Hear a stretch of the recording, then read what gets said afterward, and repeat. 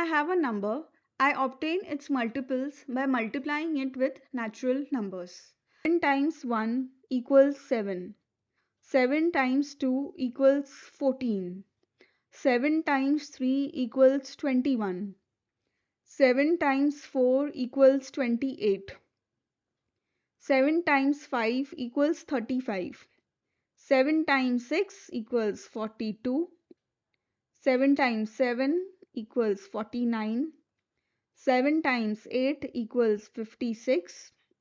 7 times 9 equals 63. And 7 times 10 equals 70. Now what are factors? From the multiplication table of 7, let's take the number 42, which equals 7 times 6. So 42 equals 6 times 7. 42 also equals 1 times 42. 42 equals 14 times 3 and 42 equals 21 times 2. So I can say the numbers 1, 2, 3, 6, 7, 14, 21 and 42. When I divide 42 by any of these numbers, no remainder is left out. So these numbers are factors of 42. Is 5 a factor of 42?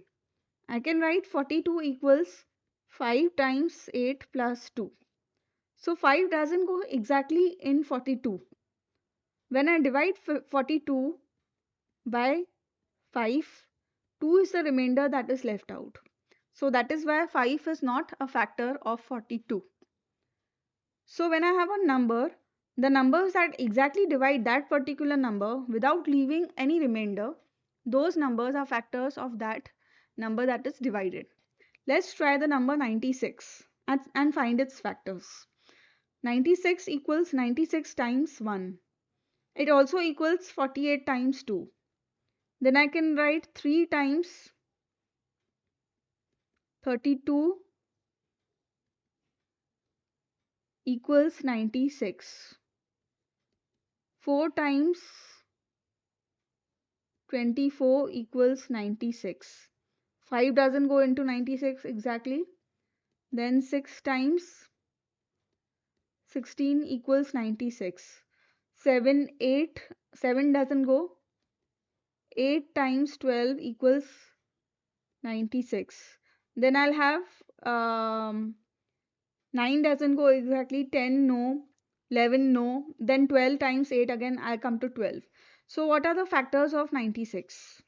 1, 2, 3, 4, 6, 8, 12, 16, 24, 32, 48 and 96. So when these numbers, I divide 96 by any of these numbers, no remainder is left out. So that is why these numbers are factors of 96. Now what are the real life applications of factors and multiples?